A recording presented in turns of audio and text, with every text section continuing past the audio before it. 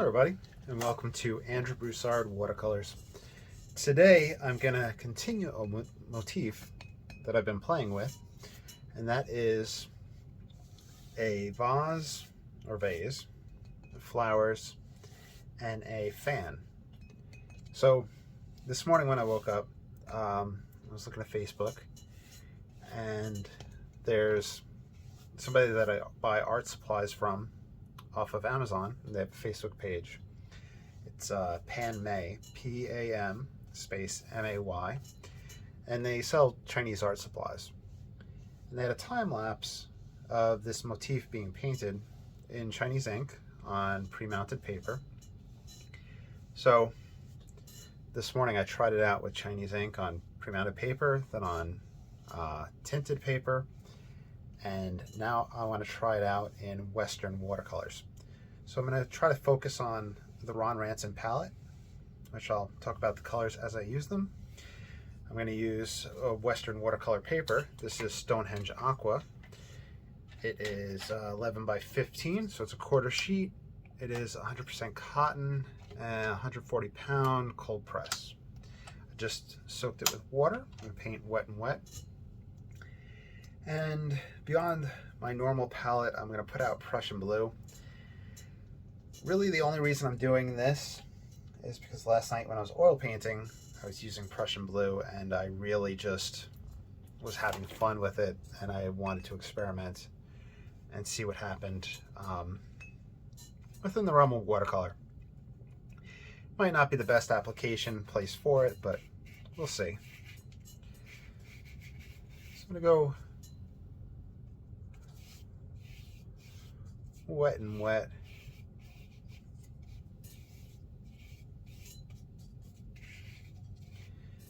Just playing around.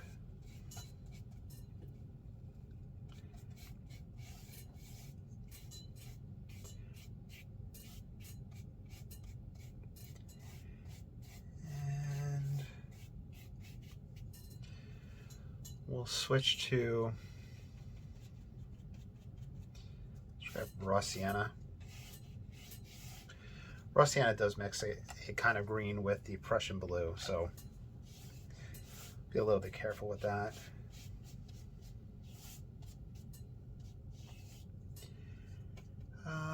Some burnt sienna. So this is going to be kind of my table.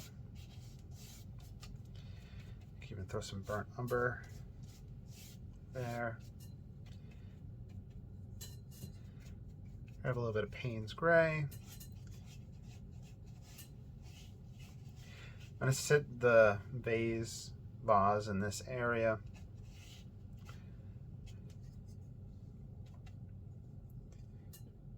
So it's going to cast a shadow here. Not really sketching anything out, just kind of mentally planning it out. So vase, the fan will go in that direction.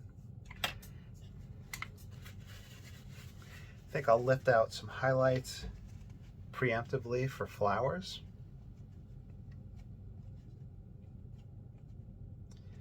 We're just playing it by ear, just having fun.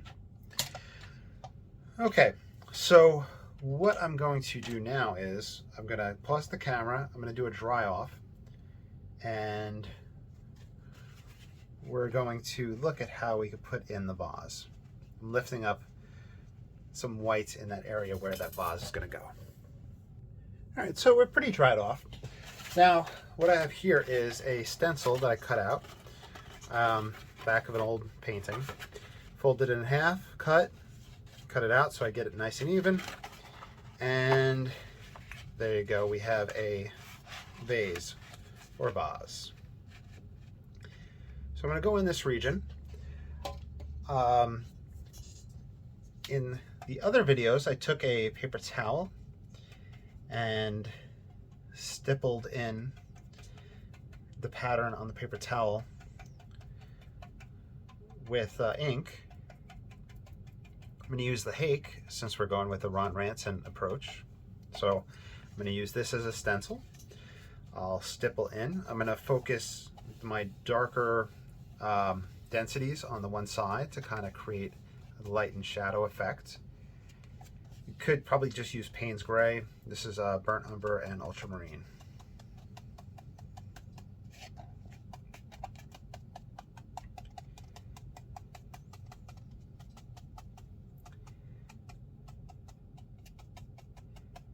So we'll see how this comes out.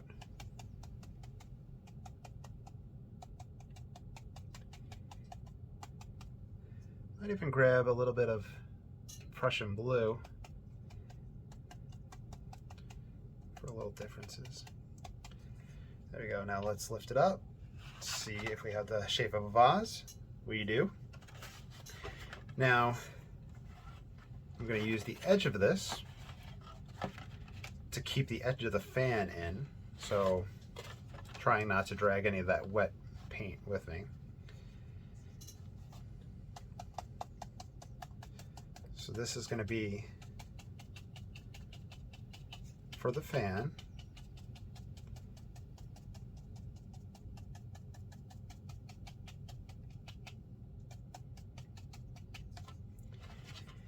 And once again, trying not to touch what I already have wet, so we'll go like that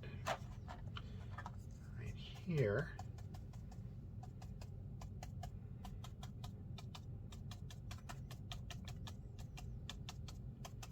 I had lifted some of these wider areas out for flowers, so might have to do a little bit more lifting. It's all exploratory. It's all about learning.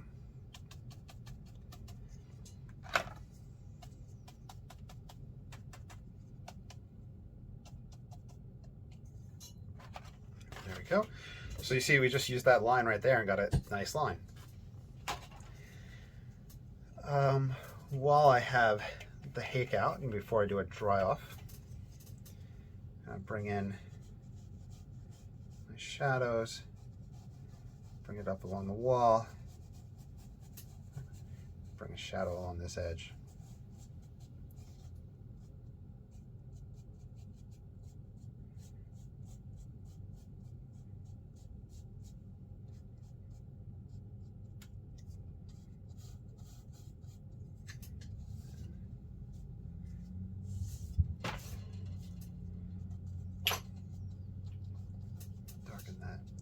There. Okay. Paper towel.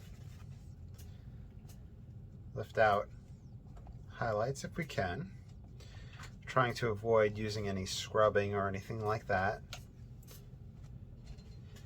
Now I'm going to grab the number 4 rigger. I'm using the ultramarine and that burnt umber. I think there's some Prussian blue in this mix at this point. So I'm just trying to get it dark essentially and paint some bands on this piece of pottery.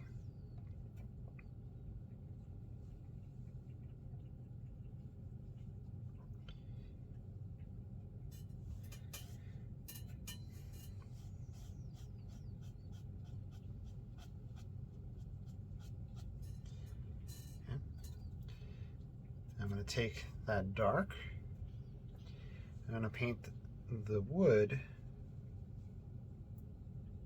pieces of this fan, or at least the folded parts. Skipping a little bit to leave room for those flowers. Color-wise, I'll probably have to use thick pigment.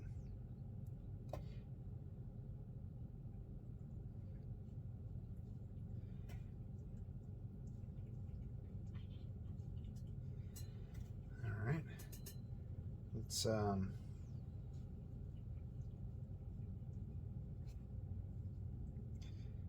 it like that and bring another one in.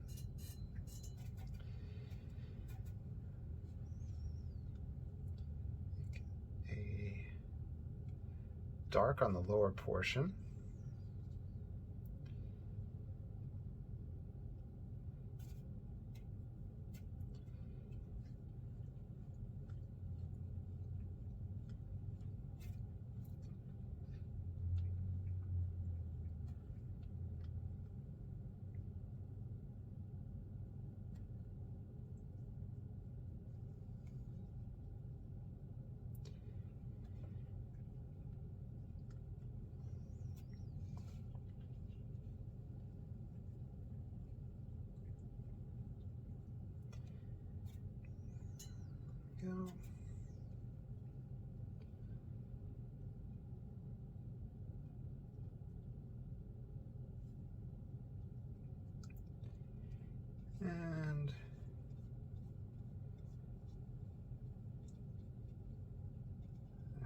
last one.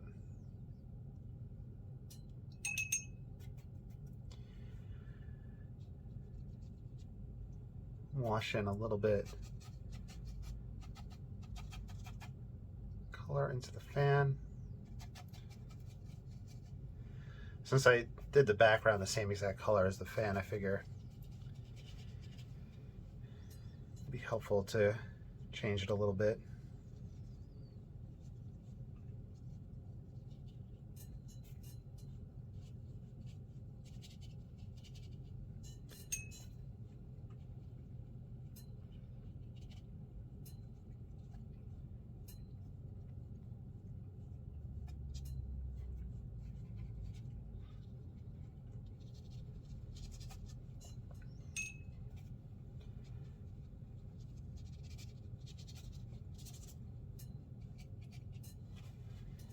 There we go.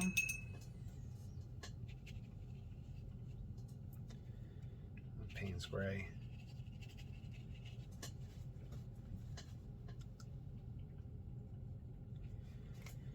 Now I'm going to pause for a quick dry off. And use the same brush, the number 4 rigger. We're going to do a very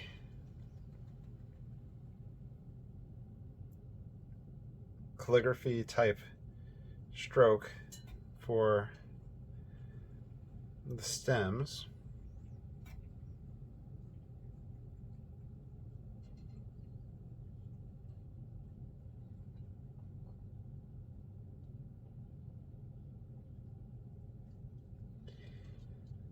Darks around the bases of the flowers.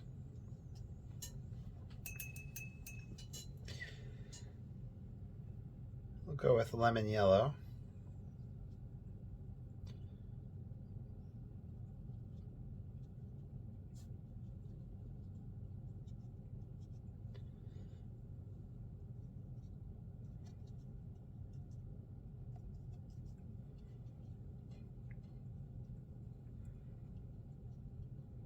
Just thick application.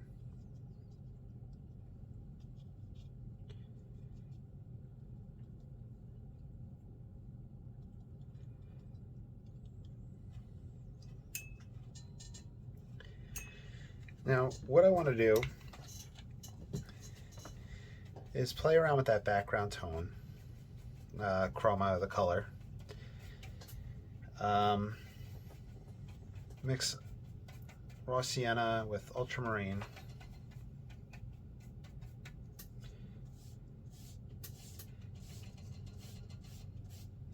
And create a background wall. Unfortunately, that Prussian Blue gives it too much of an outside feel, and it just doesn't make sense having this shadow right here against that.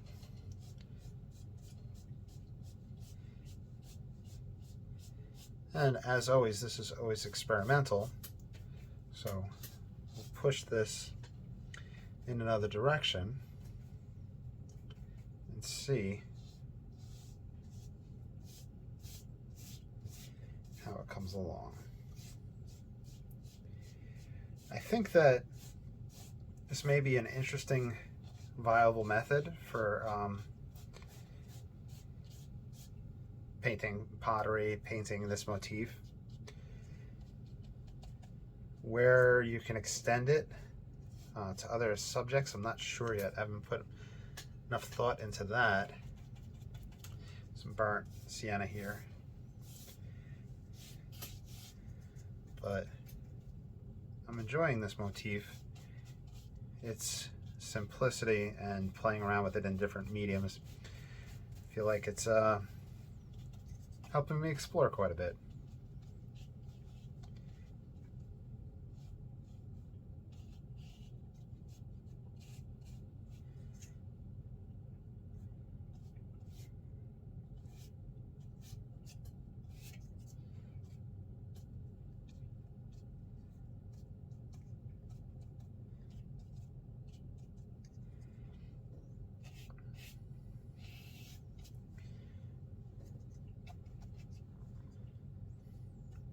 Some more Payne's Gray.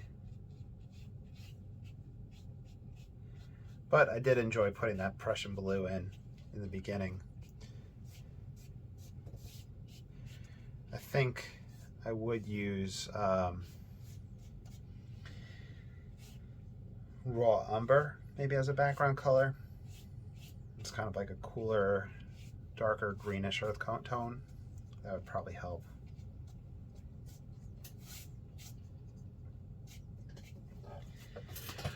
Let's do a pause and we'll do a dry off.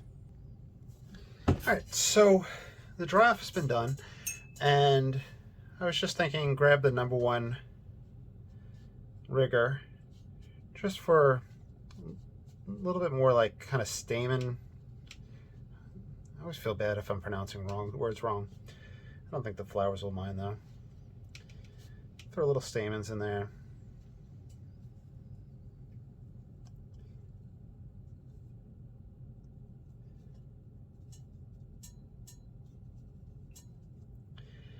And that was Payne's Gray, and I'm just going to accentuate some marks, kind of in a drawing type fashion.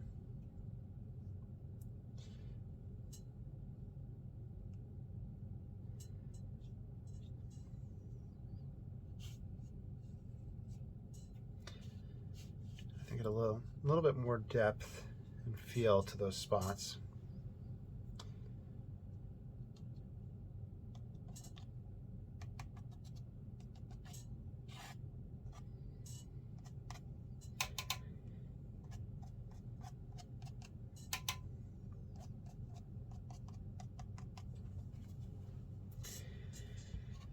And I think a little bit of light red oxide just to see how it would look.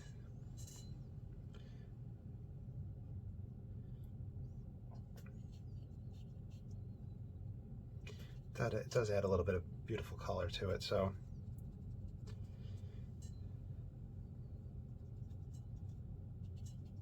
and it has that opacity that really helps.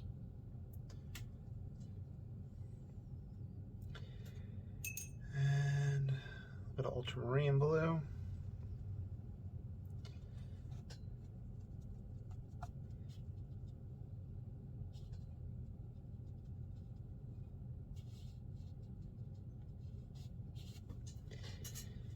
Let's do one last dry off. All right, so this was obviously done fast and loose, and it was done in the interest of experimentation as well as just exploration, demonstration, just fast and loose, etc. I think, and this was like 18 minutes that this was filmed in. If a little bit more time was given, a little bit more practice, I think that this is a very viable approach to watercolors. The simple stencils and the stippling in to give the texture with the densities, the creation of those lines, the lifting with the paper towel to preserve some spots where you might not have colors that would be as opaque to put in there. It has a lot going on. So, hope you enjoyed. Please like, subscribe, follow. Consider supporting me on Patreon. I have a link down below. I'd appreciate that. And I'll talk to you all soon. Thank you so much. Have a great day.